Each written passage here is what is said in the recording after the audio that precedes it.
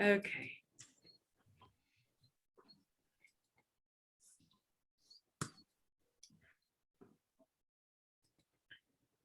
Okay, does that show up all right? Can you see that okay? Yeah, good. Okay, so when David first asked me to do something for this series, I, heard him say this whole series of seminars about the soul, and would I contribute something? So I went away thinking, soul, why? I don't really think about the soul very much. It's not something that I encounter very often, so I won't have anything to say. And then I kind of thought about it a bit more, and I thought, well, actually, perhaps that's quite an interesting thought, that it just isn't something that I think about very much at all. It's not an idea that I encounter in my reading or in my teaching and so on. So I've taken this very, very literally, and that's what I'm going to be trying to think about. Why is the idea of soul encountered very rarely in object relations thinking? And I'm very much steeped in object relations thinking. That's my way of approaching the world, and certainly my way of managing my own clinical practice. Do I need to introduce myself a little bit more, David, about who I am, do you think? Or is that not what necessary? You're on mute at the moment, so I can't hear you. Yes, it'd be interesting for people to know where you're coming from a bit. Okay.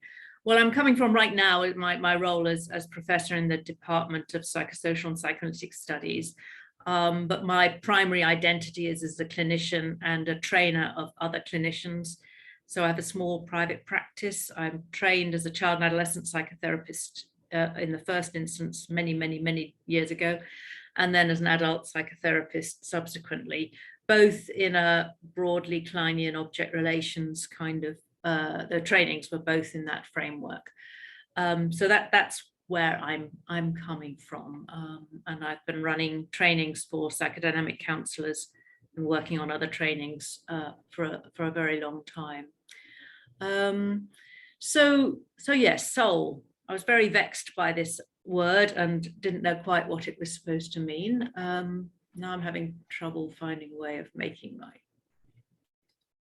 there we go. Okay, so this is going to be perhaps for some of you incredibly basic. I do apologize, but it seemed like it would be useful to start from first principles. I've given you a couple of readings. I'm not going to be elaborating on the readings per se, but I hope the readings have given you a sense of some of where all of this thinking has developed from Klein and Guntrip and Fairbairn. And I don't know how familiar you are with Guntrip and Fairbairn. They're not as mainstream as Klein perhaps, but they're incredibly useful and helpful and just very nice writers, actually. Very human sort of way of discussing the experiences. So this is by way of a really basic primer on some of the basic ideas of object relations, so that then we can have a think about why soul might not come up very often. So as I'm sure you're all incredibly aware, the emphasis in object relations thinking is very heavily on early experience. And the basic idea, again, apologies to those for whom this is much too straightforward, but anyway, that individuals are seen to be shaped by initially constitutional factors. So there's a sort of sense of whether the baby is ready to come out of the womb, a level of sensitivity that might be dictated not by experience, but by the biological readiness to manage being in the outside world, the intensity of felt frustration, the ease of being soothed. All of these things are what we call constitutional factors. So the baby's born with certain aspects of its being established biologically. We could argue for ages about what's happened already in that 9 months of gestation, but just in terms of what is experienced by the baby on entering the world. And then crucially and vitally, the interaction between those early constitutional factors and the experience of being cared for in infancy, all very much understood and I imagine very familiar. So out of that interaction between the very specific particular constitution of the baby and the very specific experiences that the baby has with its caregivers right at the beginning of their lives, then this establishes a range of experiences within, ways of relating to others, ways of being related to by others, which build up a cast of inner figures that get established internally. So there's this completely unique interaction between the individual baby and the care outside, and this gives rise to a set of inner figures becoming established. Again, straightforward, very basic idea. These are not simply copies of the actual people, because they are shaped by how they're experienced. And how they're experienced will depend on the state of mind and the sensitivities of this particular infant. So it's a construct, a co-constructed internal reality created out of that particular state of mind of the infant and readiness for being in the world of the infant and the actual experiences that they have. And a baby is theorized at least to be someone who might be feeling ruthless need, love, terror, rage, all sorts of things that will be very powerful experiences for the baby. And the baby needs his object, the person, the caregiver, to manage these and to keep going. So the baby is born with all those needs, all those feelings, and the role of the caregiver is to manage the intensity of this and keep going and keep caring. So what we're talking about now is an internal world built up out of all of this, which gives rise to there being many what I call forces within. So issues going on inside the baby that will gradually become more and more either confirmed by the outside world or altered by the outside world. But again, going back to the fundamental ideas of object relations, that we have benign feelings towards the outside world, we have destructive feelings towards the outside world. And throughout our lives, we're in a state of flux between these two basic kind of movements within. And we are likely to have, of course, much more powerful and reliable benign feelings internally if our outside world has been good to us and taken good care of us. We're likely to be much more prey to destructive forces inside if we've had very difficult and challenging early care.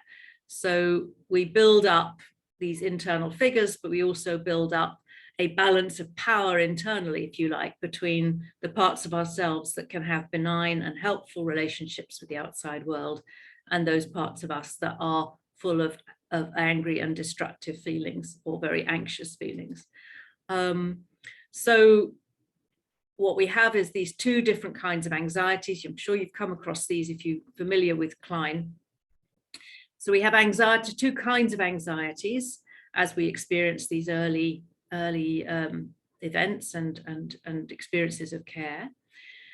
We have anxieties about our own survival, which Klein called persecutory anxieties, and anxieties about the state of our object and the potential loss of love. So this is where we start caring for others, worrying about whether we're loved, worrying about whether we might lose somebody we depend on. And these anxieties give rise to different kinds of defenses. Sue, can I just ask whether are your slides meant to be moving? Oh my God, yes. See, this is what went wrong last time, and I thought it was happening. It's telling me that you're seeing this one. Oh, I'm so sorry. Oh, that's what I was trying to check out with you before, but it worked before, didn't it? Let me see if I can do something about that.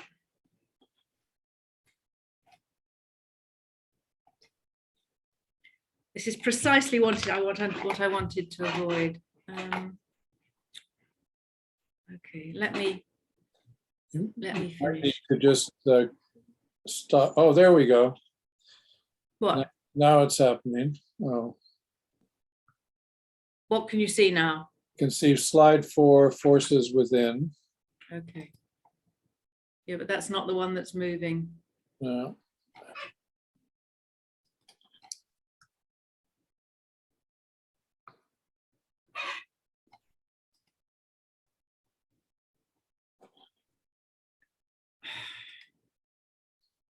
You're not seeing that. Okay. Just seeing the opening slide at the moment. I do apologize. I wish you'd said something before because is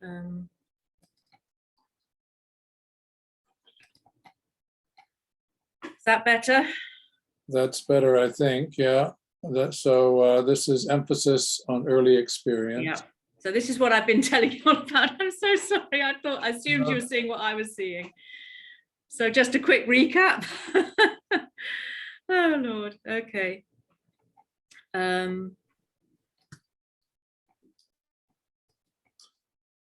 All right, so that's internal world. Yeah. So I'll just go very slowly through these. You can have a quick recap of what I've been saying. Yes, they were all, everything I said was connected to a new bit of the slide. Okay.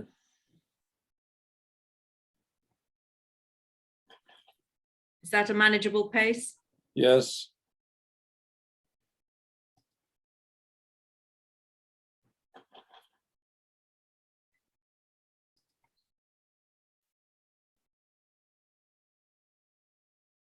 That's about where we got to, I think. Right. I should have checked that was happening, but because it's happening for me, I assumed it was happening for you as well. Okay, so we've got these different experiences, different anxieties, and fundamentally our perception of ourselves and others are shaped by the defensive structure that we build up. So is that kind of clear enough so far? I think so. Yeah. Okay. So one of the things that's implicit in all of this, but very much worth stressing, is that we're talking about relationships more than anything else. It's the primacy of relationships and relatedness that is so crucial in this way of thinking. So first of all, relationships as being key, because who we are is largely the result of the way in which our relationships have developed and how we can therefore connect others.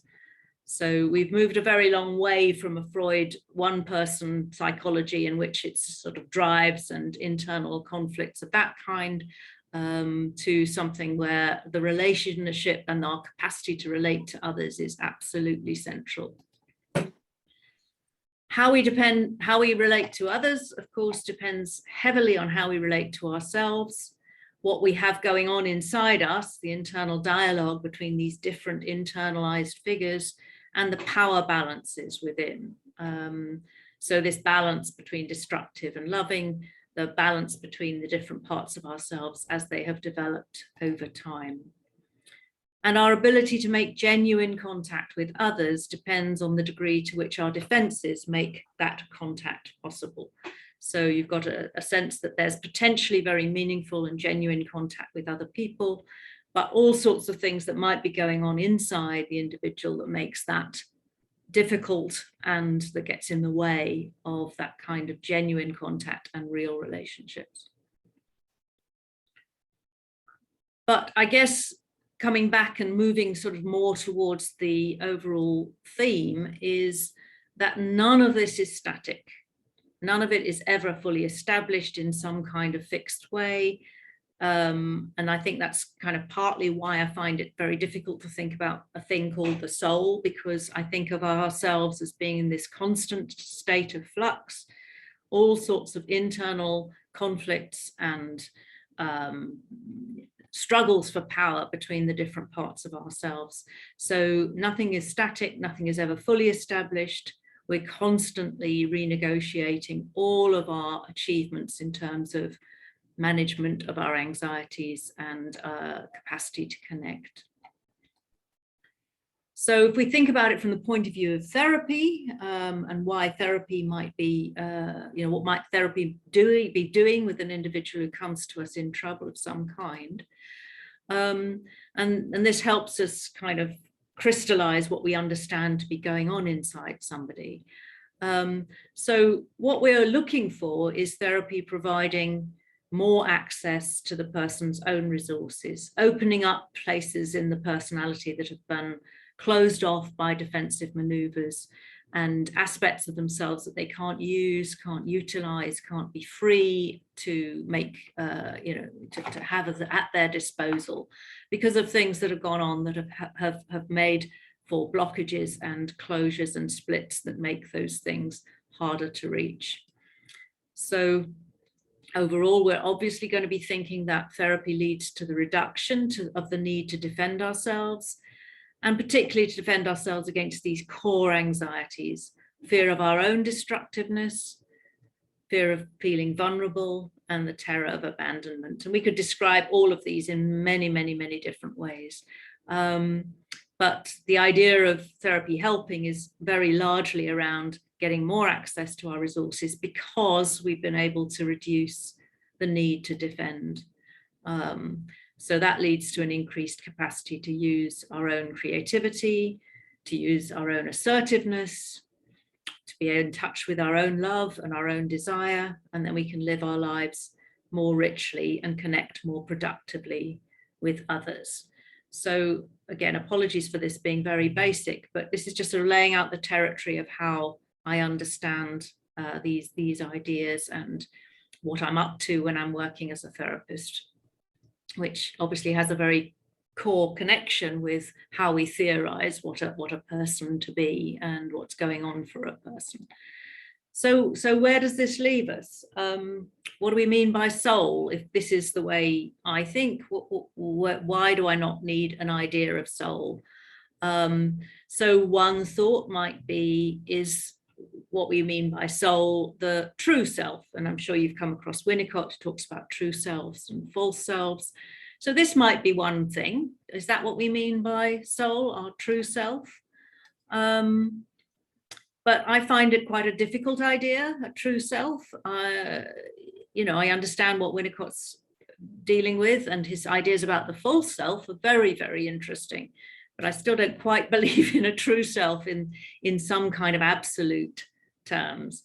Because if the balance of power within is in constant flux, there just isn't a stable entity which can ever be identified. We're several selves.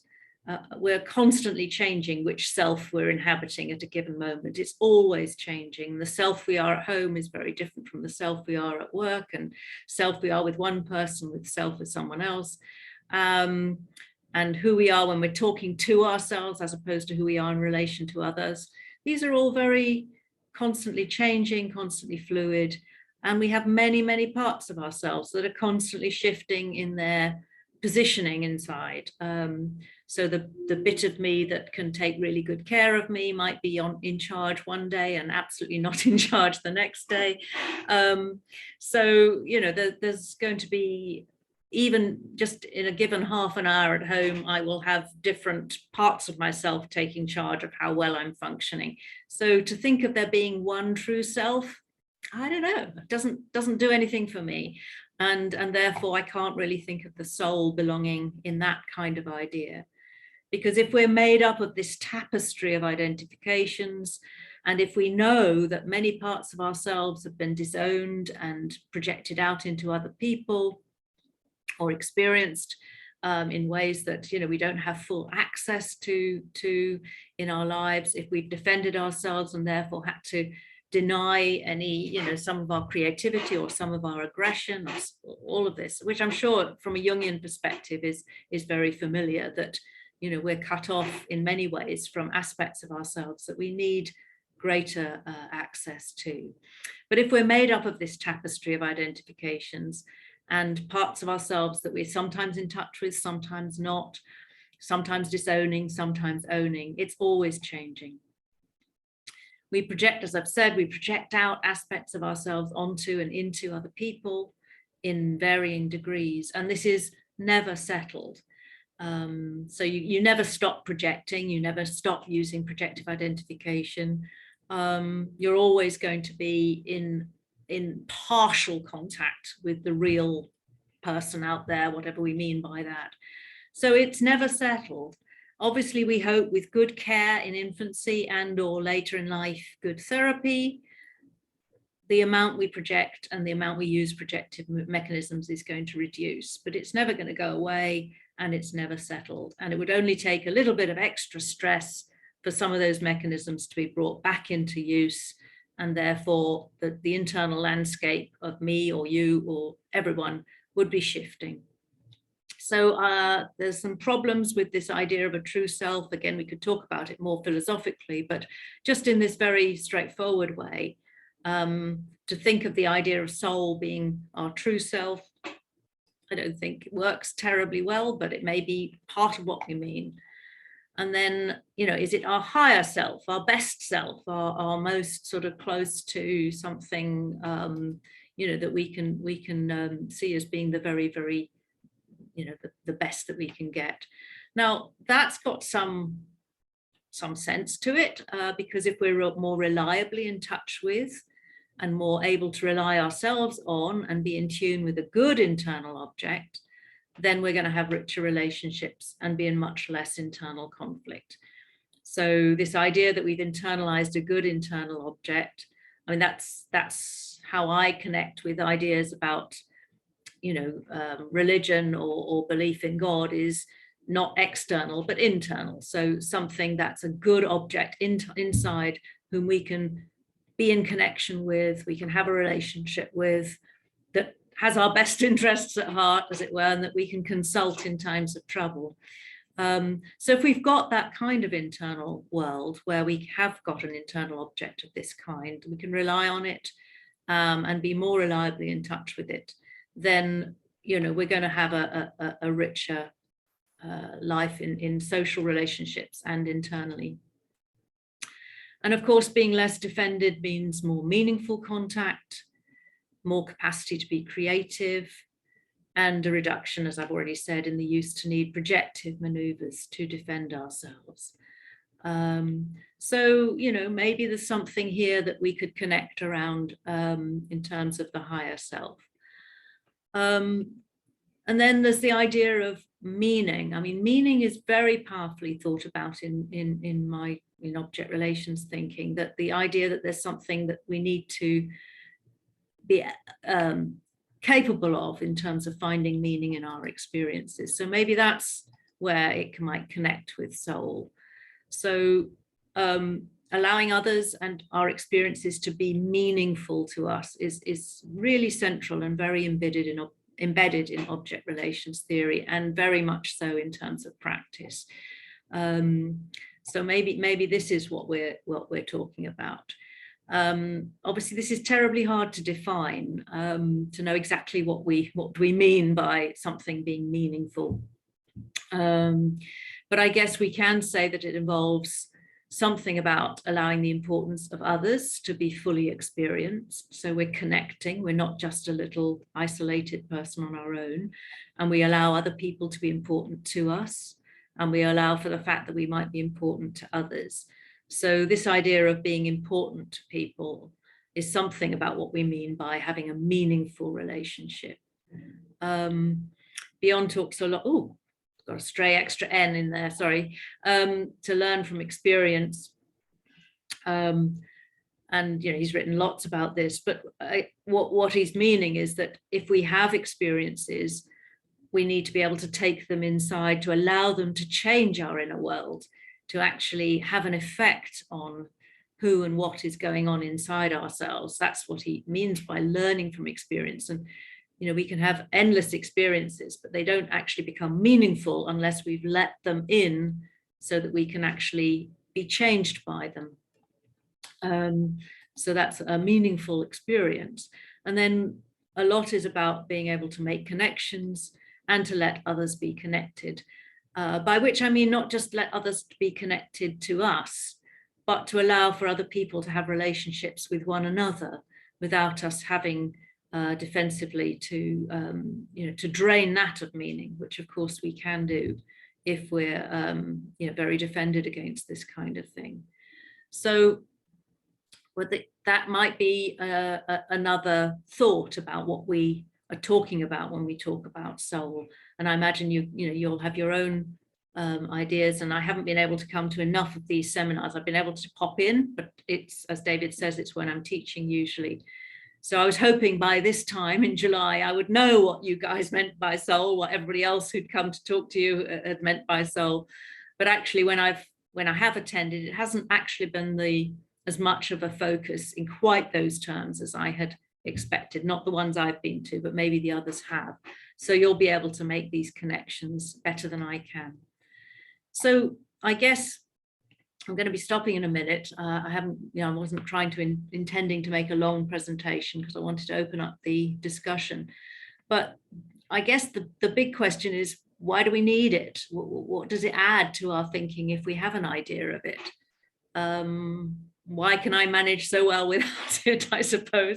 But it is an important thought, why we need it.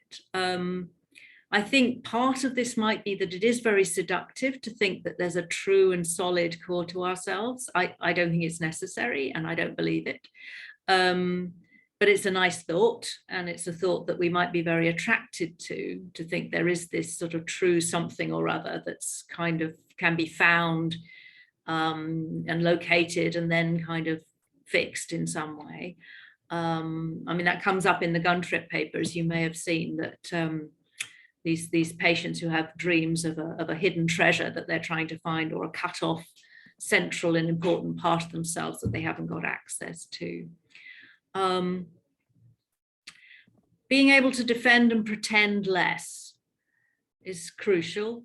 So, this idea that we want to be less defended and to be pretending less to ourselves and to others, we will be more fulfilled. There'll be less internal estrangement. There'll be less splitting and less disavowing going on inside. But you don't need an idea of soul to think that. You don't need to have a thing called a soul in order to be able to see that this would be a good outcome. Finding purpose and meaning is important. Again, I don't need an idea of soul to find purpose or to think that something can be meaningful. So these are all very important parts of what we need to be as fully ourselves as we can be. But do we need an idea of soul? I don't know. I don't. But you might be able to persuade me where I've gone wrong there. Okay. Thanks very much, Sue. That sets us up for a good discussion.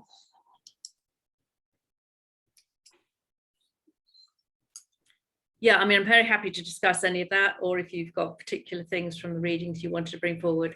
One of them I know really well, the other I don't know nearly as well. So I will also be, scurrying around and looking and rereading if you ask me some things. So I'm not an expert on those particular texts, but I hope they set the scene a little bit in terms of how the thinking works, really. One thing that I did hear in what you're saying is that you were grappling with the idea of the soul as something. But I suppose for me, soul is fluid. It is movement. Mm-hmm. So when you say everything is in movement, mm-hmm. that to me says, well, everything is soulful in a way. So it's the movement itself. Or if you take a kind of the idea of breath, that though that's more associated with spirit, but still it's something that's moving, that's animating. Mm-hmm. So the soul animates us, makes us lively. Mm-hmm.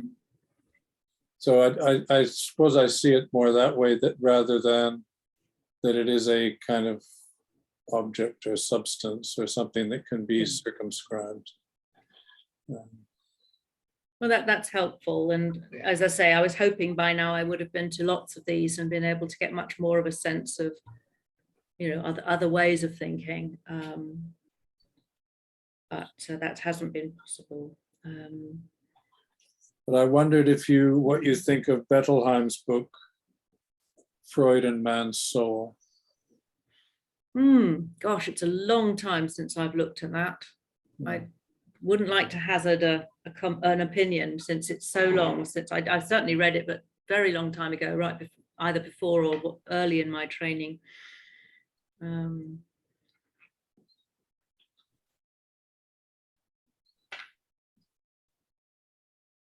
do you have a particular sort of bit of that you're thinking about, David, that we could Well, kick just around? that, I mean, it's about the translation from German to English, and that in German, according to Bettelheim, Freud uses the word soul, which is then translated into English as mind. And this, according to him, it gives a completely different take on Freud. No, thank you. I'm just remembering now that, you know, the impact of the translation as emerged in that book. It is very powerful. Michael, you got something you wanted to say? Yes, I do. Thank you for your clear introduction and the two beautiful articles that really brought me a lot. When I was listening to your story, which was very clear as well, and which gave me such a picture of how a personality is constructed. I'm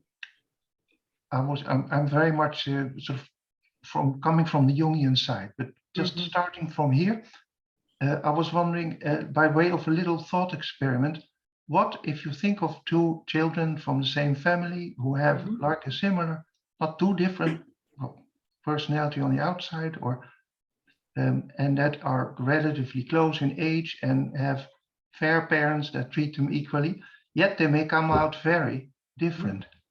That thought experiment could sort of indicate that there is perhaps something like a substrate that all these experiences you have sketched grow out of. So you throw the same seed into different soil, and the plant comes out differently.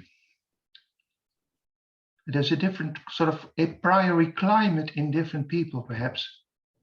I think that's true, but I don't think it's ever the same soil either. I absolutely, you know, no two children are born to, as it were, the same parents, partly because the parents will be in a different place at any given moment. I mean, obviously with twins, they're much closer, but no parents would relate to two separate children in exactly the same way. So you've got different seeds and different soil every single time, is what I would say. You know, I don't think any two seeds are the same. I don't think any two babies are the same, because they do have these constitutional factors. Again, we could argue a lot about what happens in the 9 months as to how much they've already been shaped by their experiences in the womb, but they will be separate entities and different, and have different capacities to make good use of the external world before they emerge. And then no two babies are brought up the same way by even the same parents, not remotely, because they will identify differently, they will be in a different position in the family, the parents will have their own different ways of relating to the children, identifications with the children. So it's never the same soil, and it's never the same seed. But then can I perhaps point to often one feels that there is a very high level of consistency between the way one person will be reacting differently than the other one.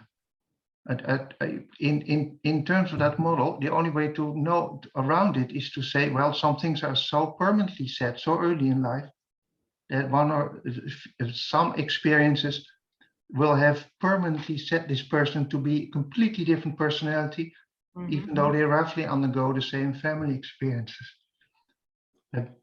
I'd have to sort of think of it in that way in order to explain how a person could be completely constructed out of experiences, as opposed to a consistency, a mental consistency that exists outside of experience. Yeah, there's something about your question I don't think I'm quite getting. You know, I think we are agreeing that there's a certain amount that's given before a baby is born.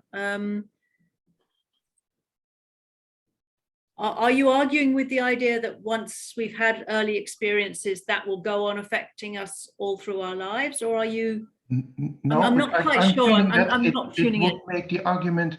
You'd have to have a very powerful argument about human beings being set in a certain way in order to explain the consistency of different personalities within the same family setting, as it were.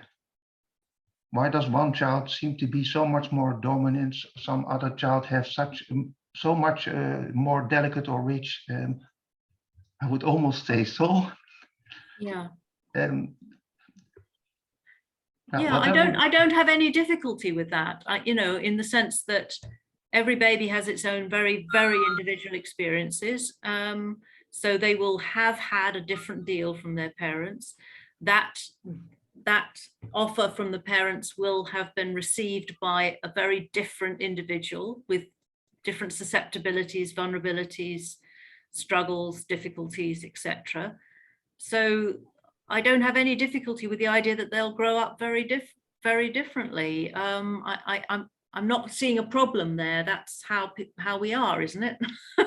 You know, I got two siblings. We're incredibly different in all sorts of ways. There might be things we share because we've had a similar cultural sort of environment that we've grown up with, but personality-wise, we're very, very different. But I can explain that quite easily in terms of, you know, different susceptibilities and different actual experiences. So I'm not quite seeing a problem there.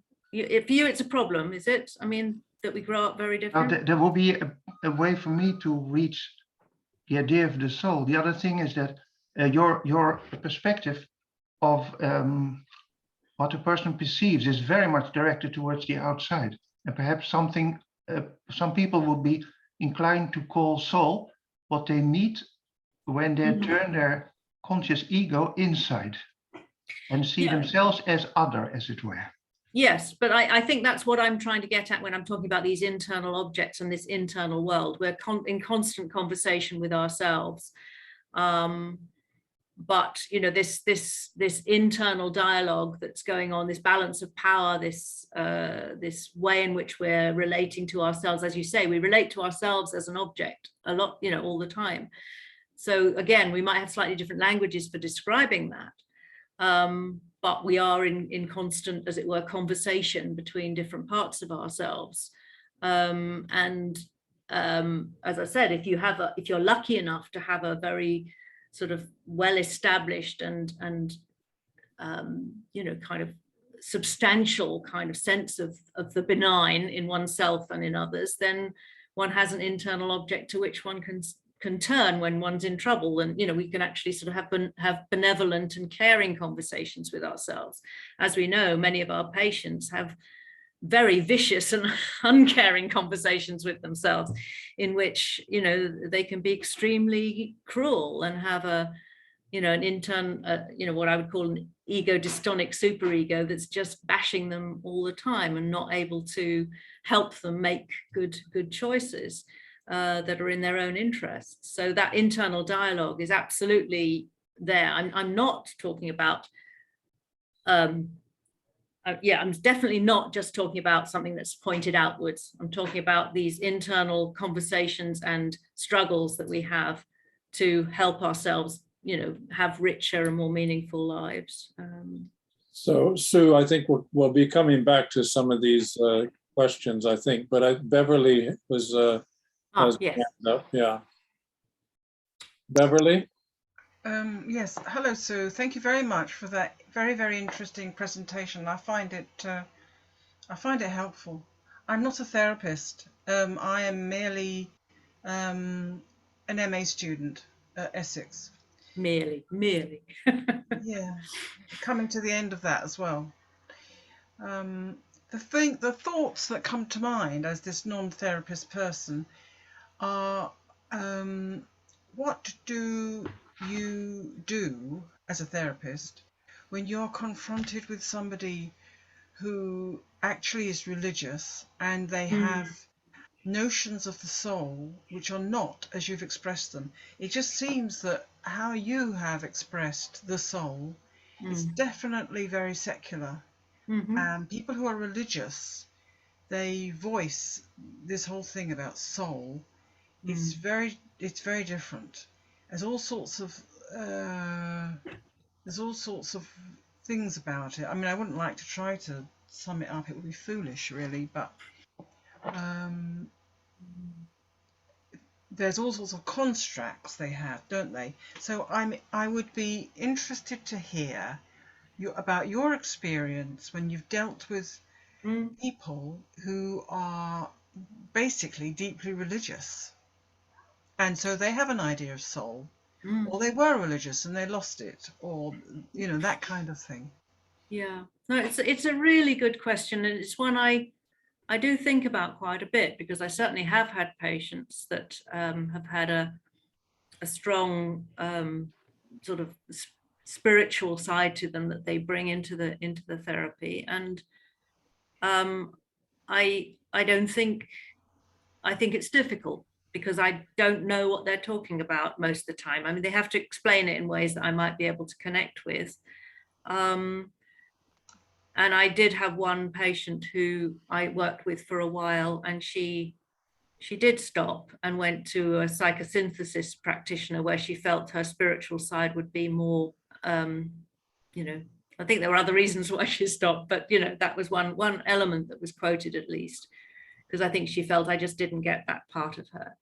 So I can see that it, in that sense, it's something that might be a problem.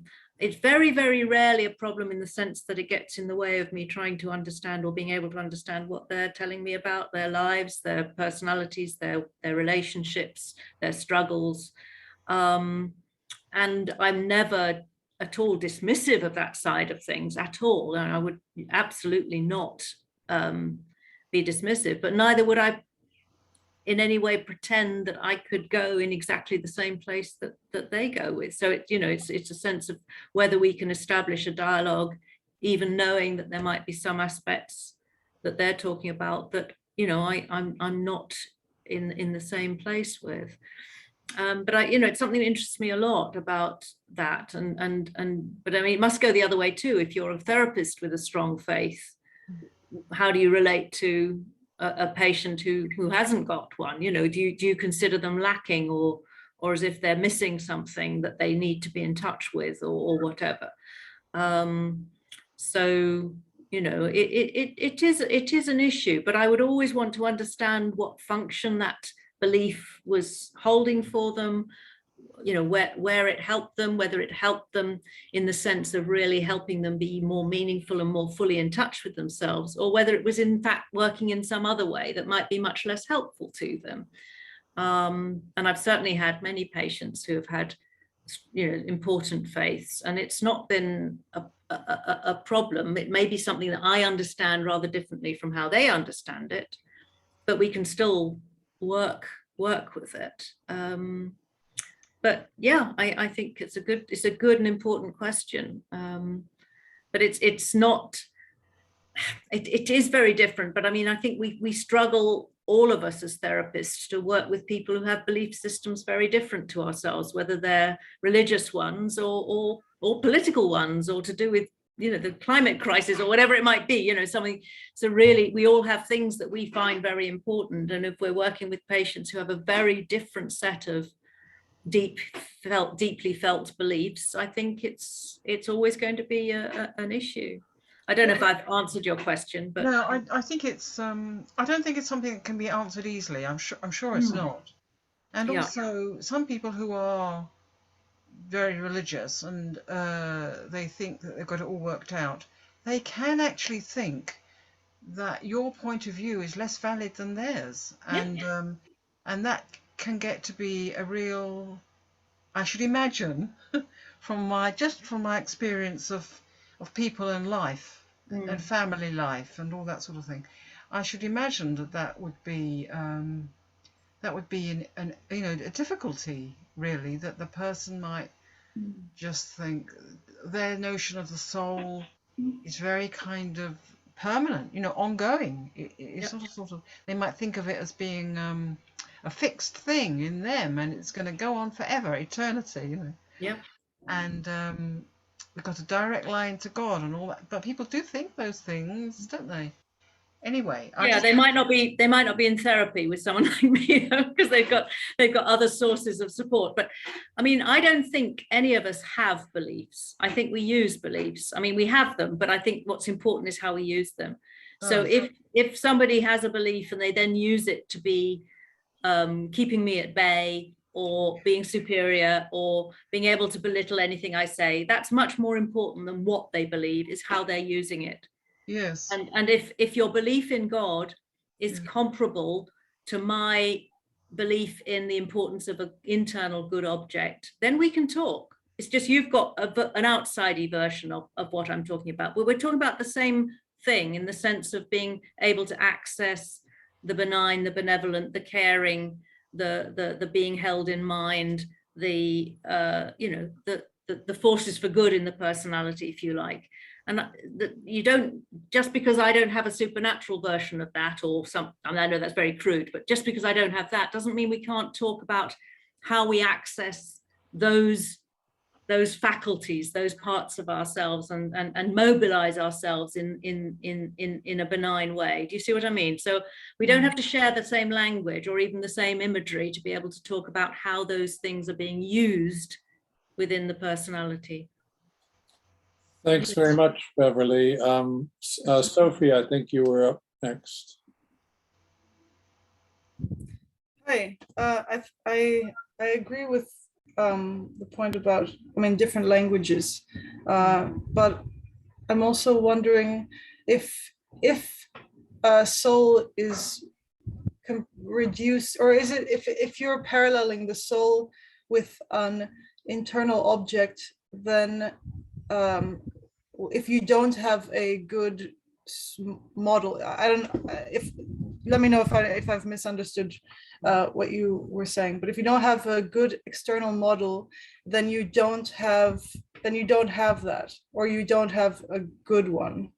And I'm sort of wondering, I mean, it's a difficult thing to discuss because you can't, I could say, I think that everyone has a conscience, and then you can get further away or closer to what your conscience would like you to do. And if you get further away, there's a point where you become deaf to that voice. And I think that that's not necessarily, you don't need to have had good parents to have that conscience. And I'm wondering if that speaks at all to what you're saying. That's a good point. I'm just trying to think how best to respond to it. I think none of us would survive if we didn't have some kind of goodness in our internal worlds, because we would just have withered on the vine. You know, there's always going to have been some good experiences that we can make use of. And there's always going to be that constructive parts of ourselves as well as the destructive parts of ourselves, you know, just as part of being a human being. So I think obviously the more oversensitive or overly stressed one was internally as an infant, and the more unfriendly and unkind and unthinking the care we've had, the harder it is to establish, you know, a good internal object, for sure. But we've all got the capacity to do so to some extent, and clearly, you know, therapy is something that can help one rebuild that if it's been damaged or deficient in some way. So, you know, the idea of conscience is a little bit different, because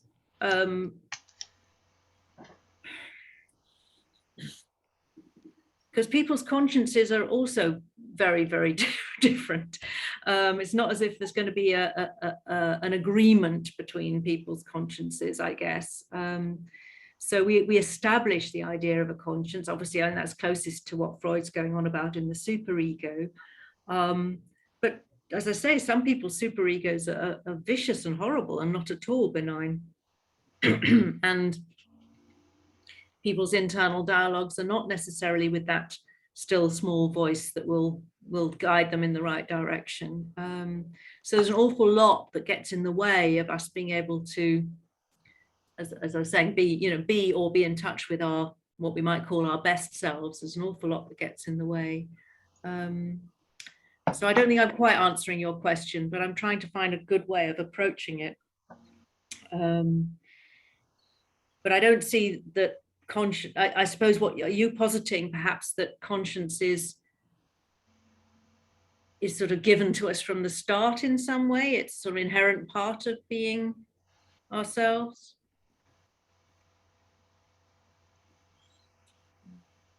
So I think we'll come back to this territory, I think, inevitably.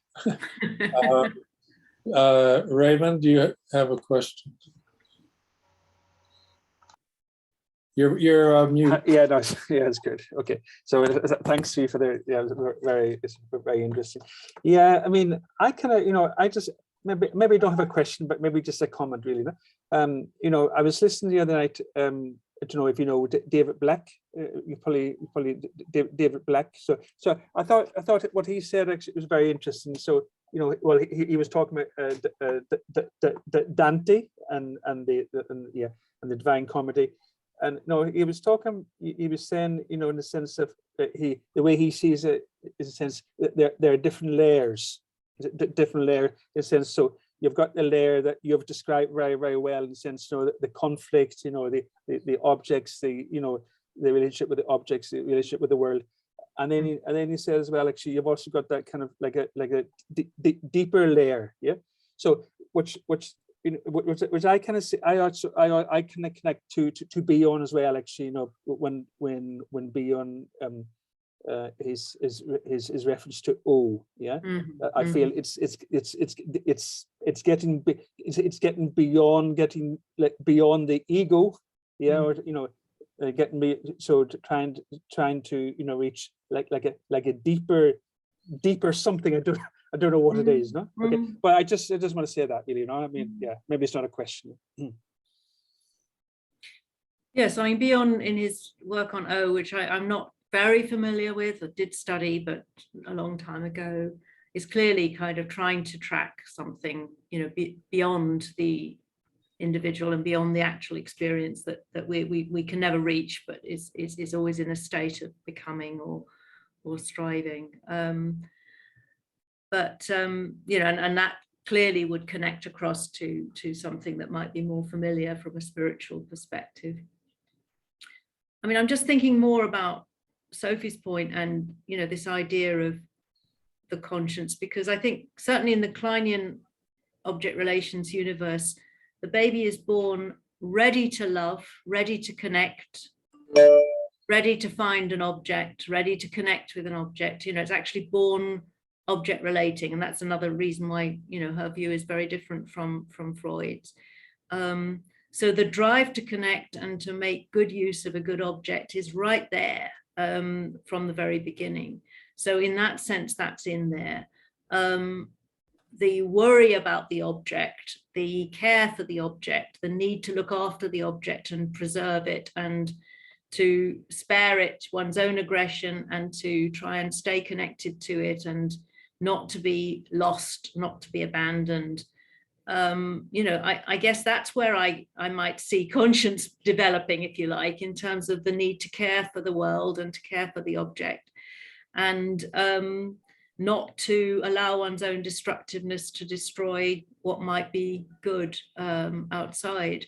So, a lot of these inherent, biological, if you like, in the sense that it's probably there are parallels in other animals, but that need to connect and that need to get what's good in the world, but also look after what's good in the world, I do see as being part of what we begin with in order to thrive, in order to be able to latch onto the breast and take in the milk, if you want to get to the basics of it. And the need then to look after what sustains us and to connect fruitfully with what sustains us. I guess that's enough for me. I don't need anything else, if you like, to create an idea of conscience, because we know in all sorts of ways whether we're operating with the most benign and constructive parts of ourselves, or whether we're giving in to the more destructive parts of ourselves. So I don't know if that addresses, Sophie, your point a little bit more, but I've been thinking about it since you spoke. But I think that there are so many ways in which we both defend ourselves or split off parts of ourselves or fail to connect with parts of ourselves and others. that make it, you know, much more difficult for that to work well for us. Okay, thank you. Barbara, you got your hand up? You're muted. I thought I would just go on a different track because you know, what we've heard today is very rich, and the two articles are also very rich. So I just like to say what I liked very much about the Gundrip was his circling around the idea that there's a schizoid level where the foundations of a whole personality are or are not laid. I found that to be very helpful, and his examples of patients was also I resonated, because I've had these patients, you know, so that it's a huge experience of that they feel locked in or locked out. Yeah. And so, and I just wanted to say that I found that very helpful for me to hear other experiences that resonated with what I've been experiencing with patients. So that's just, thank you. Well, I don't know how much you've all come across Guntrip and Fairbairn, but I do urge you to read more. It was Guntrip who was my first proper reading of psychoanalysis when I was a teenager, and I just completely fell in love with it. I thought it was wonderful stuff. I've read lots and lots of other things since then that have also been wonderful, but it may be that they're a group of writers that some of you have not had as much connection with, but they also create, I think, a very good antidote to some of the sort of more ferocious Kleinian stuff that you can come across. But equally, that paper I gave you from Klein is very accessible. It's not the stuff that scares people off so much from Klein. I think it's one of the most readable and sort of relatable pieces that she wrote, because she was not a great writer. But that particular chapter is one that even people who don't believe in what Klein was going on about can still read and get something from, I think.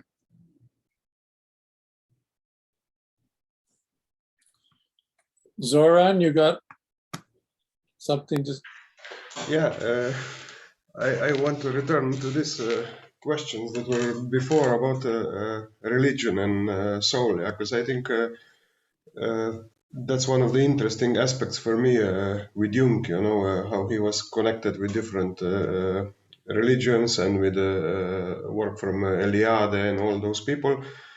And I think it's not, if we look just at the three big ones like Islam, Buddhism and Christianity, and I hope I'm not leaving something out and offending someone, but I think the question should, in my case at least, coming from the Christian or Eastern Orthodox Christian background, the question is more, when did we lose the soul, or when did we lose connection with it, and how we are suffering these days because of loss of that connection. Yeah, we can call it any with any term. In different schools we approach it differently, and I liked the papers, by the way, really nice, especially the first one about the infancy. So yeah, to me, if I see how overcrowded the therapy rooms and people are these days, and how people are suffering in many different ways, is kind of connected with this, you know, loss of moral compass and system of belief in their life. And I think that's where the soul, or the concept of soul in different religions, comes into it, at least for me personally. Yeah, I that's very interesting, and I kind of can understand the sort of alienation that you're talking about. I can't, though, easily imagine a time when people weren't just as upset and miserable and horrible to one another as they are now.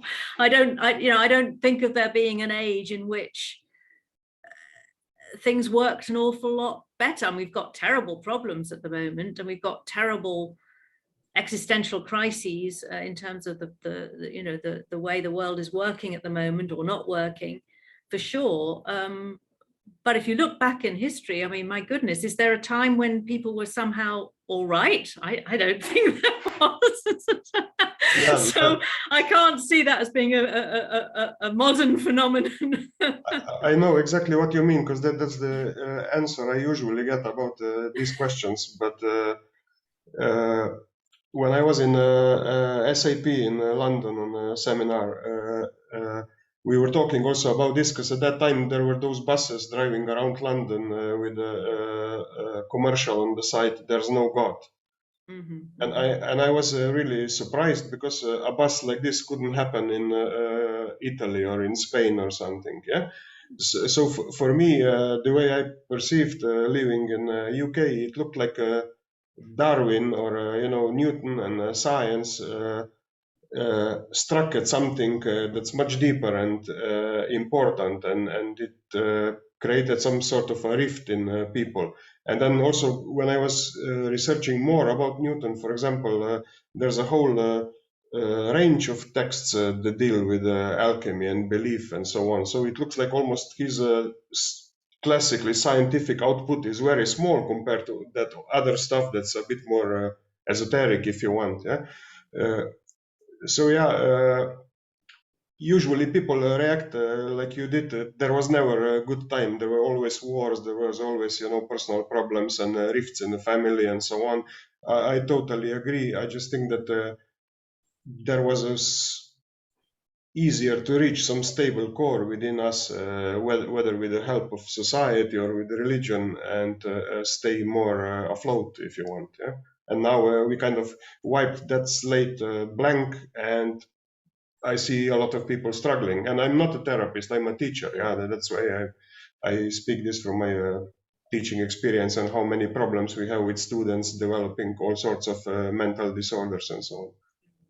I can see what you mean. I think our take on it would be very different, though. And I think it's just worth being very straight about that, because what I think my version of what you're talking about would be much more about social cohesion and the strength of the family and the sense of belonging and the being able to connect to others on the basis of shared ideas and shared understandings. Absolutely. And I think we've lost masses in relation to that. And family structures, not that they've been stable across time either, but family structures have been eroded very, very badly, and the social fabric is very, very frayed, and religion has played an enormously powerful part in creating a strong social fabric. But that's where I would put the emphasis, is on the social fabric created by those sorts of belief systems, which also created massive alienation too in anybody who didn't buy into it and all of that. So I don't see it as being trouble-free. And then everybody had a different meaning to what they meant by believing in their God or whatever. And that we've seen people in America at the moment believing in a God who has nothing to do with what I would consider a benign God, a God who's all to do with guns and Trump and stuff. So, I think we'd have to be very careful about what we actually mean by a belief. So I can go with you all the way about the social cohesion and the family structures and the stability that also seem to go along with some of those ideas. But that's where I would place the emphasis, not on the belief itself. There seems to be a tension between just the word soul and what it signifies to others, because historically in the ancients did use the term psyche. It gets translated differently in Anglo, and it's almost always either embraced or repudiated if it at all evokes the notion of religion. Mm-hmm. So when Freud used the German Seele to refer to the psyche, mm-hmm. It didn't have these religious connotations, and it doesn't, in my understanding, it doesn't have it in German either. Mm-hmm. But other people, need to have this notion of an afterlife, an afterworld, a permanence, this notion of eternity, where our personalities are preserved on some level, But these, for the secularist, are simply transcendental illusions.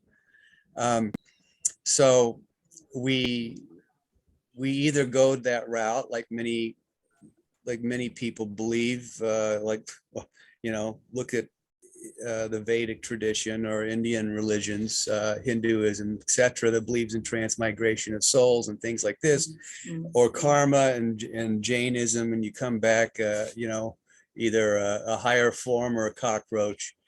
Well, for us, meaning Western science, there is no immortality to the soul in that sense. But for Aristotle in particular, the psyche is a process of becoming. It's movement, it's flux. It has many different component parts to it, such as of the passions, eros, desire. It has the reason or intellect or logos. It has ethos. It has aesthetic dimensions. But another important part you touched upon is, I don't believe you use this word, but the notion of authenticity. And I think that resonates with somebody when they refer to their soul. The notion of self is convoluted as well, because it could be a superordinate construct that kind of tries to have a philosophy of containment and holism, but really they're metaphors for internal processes. At least in my view, that we're never unified, but we're trying to unify. We're attending to unification principles. But I think one can have a religious dimension, a spiritual dimension, without believing in an afterlife or a Godhead or anything that drives, our pursuit for our true self. If we use authenticity for truth, and that notion is tied, I think, intimately tied to our sensibility of value inquiries, and the notion that Sophie brought up about conscience, about our ideality, what we value in life and what we want to achieve and what we want to sink in and deepen and enrich.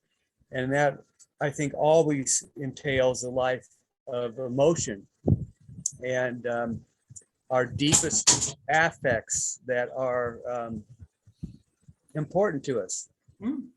So here we've gotten really far away from the notion of the transcendental world to the materiality and value of who we are in ourselves and in our society, and what do we want to become?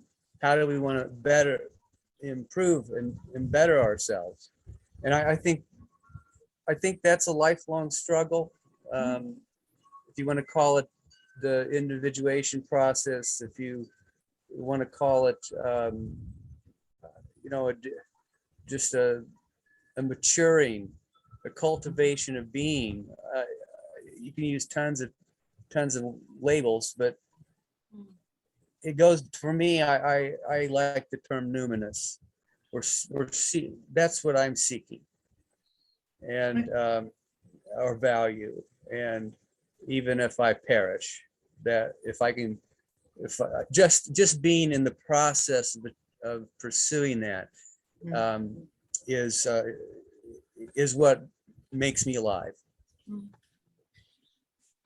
Oh, that was very eloquently described and richly sort of explored. I guess for me, I agree with everything that you've said, but to me, that's not spiritual. I don't need a word called spiritual to describe all those things.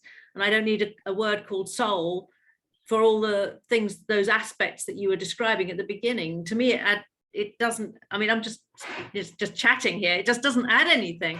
So everything that you're describing feels extremely valuable and important. And and what I guess, you know, all of us in our better selves are striving for, to find more meaningful connections all the time, and to, you know, continually work in what Melanie Klein would call reparation, to improve the goodness of the world and the goodness of the good object. But I don't need something called spiritual to have any connection with all of that you're saying. And as soon as you do bring in this word, as you say, it immediately kind of makes me think, oh, that's something I don't know anything about. I don't know what they're talking about, because I just can't, I don't get what that adds to all the wonderful things you've just been talking about. So you've got an umbrella kind of concept for that, which you call spiritual or numinous or whatever. I don't, but I don't think we're different in terms of what, well, maybe we would be different if we sort of sat and talked in depth about it, but I relate very strongly to what you're saying. But to me, that's just who we are. I don't need these other concepts that bring with them many other difficulties that I find harder to make room for. So I mean, it may be, as we keep saying, it may be more a matter of language and translation, and you know, having perhaps very similar ideas that we just use different labels for. But whenever I talk to someone who does have a strong sense of the spiritual, I'm always made to feel, no, it's more than that. So, you know, I don't know whether we are just talking about, you know, translations, or whether there's something else that I'm just not in touch with and not able to get in touch with. But I suppose what may be different a little bit between a Jungian perspective and an object relations perspective is you don't need it with an object relations perspective. Maybe you do need it if you have a Jungian perspective, but again, I don't know. You can tell me that. I think it was the last of these meetings, there was a discussion about the unrepressed unconscious. Yes. I was really surprised at your response. That you said the unrepressed unconscious is totally within the individual. And I found that very hard to understand, that because in the sort of Jungian frame, it is beyond the individual. And so I was interested in what you said today about the constitutional features. Mm-hmm. And it sounded as though you link those very firmly to biology, that the constitutional features are biological, I don't know, things, consequences, or whatever it is. So I guess the question is, if we think of not so much of soul, but psyche, so where does psyche appear, right, in this? You've got this biological constitution, and but at some point, psyche happens, or is there a kind of idea incline, for example, of when psyche appears, or how it appears, or what it is when it appears? Because I guess in a more Jungian framework, Jung says there always was psyche. There was never a time when there wasn't psyche. So and in Freud, you've got the ontogenesis. So you've got like kind of transpersonal, beyond the present moment kinds of ideas or whatever, washing around there. But I don't know. I mean, you might say, well, it's not needed. You don't need an idea of when psyche appears, or what psyche is, or how psyche has come out of this biological constitution. I mean, is it a kind of something to do with the relating with the mother, that then some kind of, I hate to use the word third thing appears, or third substance, or something happens in the mind that goes beyond biology? So I don't know how you think about all that. I mean, because that's what I would call psyche.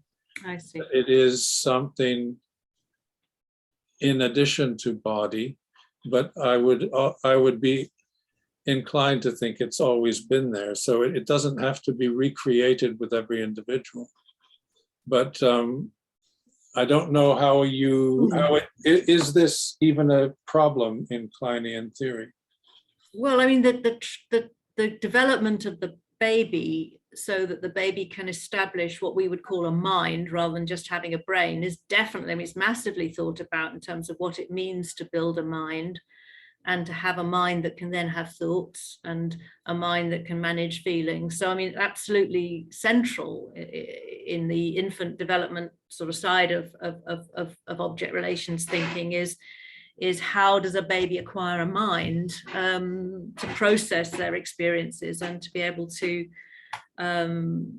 make sense of their world and generate meaning out of what happens to them. So, I mean, yes, it's not maybe described in quite the same way, but it's certainly something that a good enough baby in a good enough family will be developing, from the very beginning, and maybe even before birth. To some extent, there might be something that we could imagine experiencing the experiences. And then once the baby is born, then all sorts of things are going on, but in terms of the baby's experiences that are primarily bodily to start with, I guess, but gradually become more and more mental events, more and more psychological events rather than just physical events. So the capacity to have a mind is there, but it needs to be built out of the experiences with the caregivers into it being a really functional mind, because if you're bombarded with completely unmanageable experiences, you won't develop much of a capacity to think or to be able to mentalize or make sense of anything if it's bad enough. Our capacity to be able to make sense of our experiences is something that's sort of co-created. But yes, the capacity is there from the beginning, but I don't see that as transpersonal. I just see that as part of it's not. What you're talking about isn't. But what you're saying is that when I read Kleinian texts where they're talking about developing a mind, I can translate that to myself as developing psyche somehow. Right. Yeah.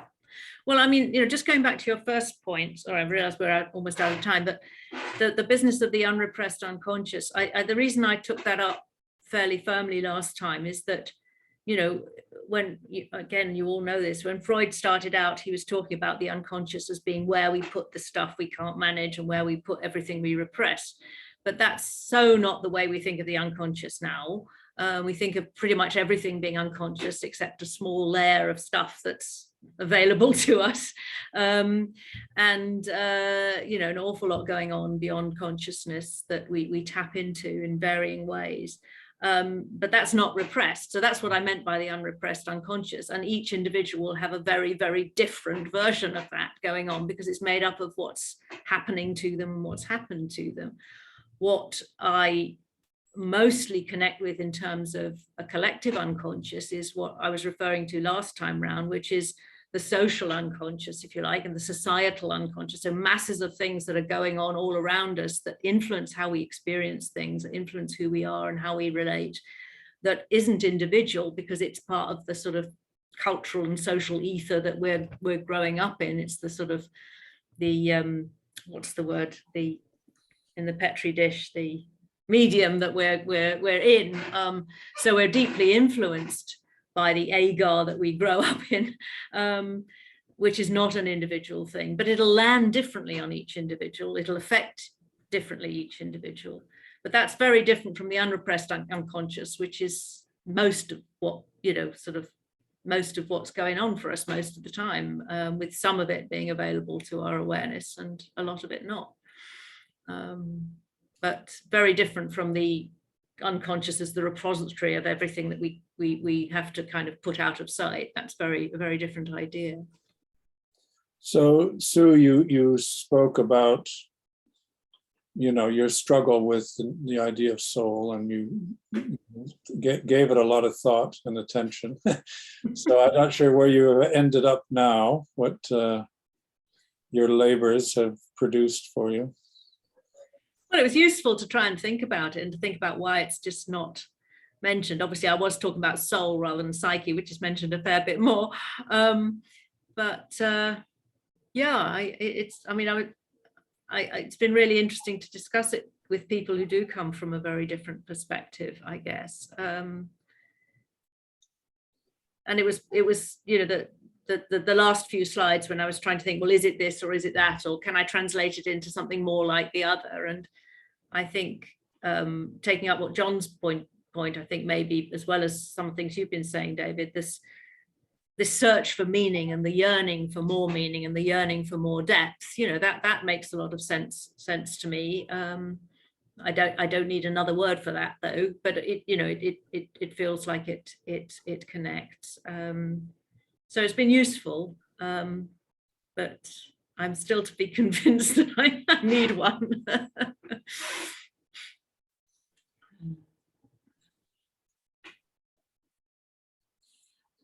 Any other final thoughts?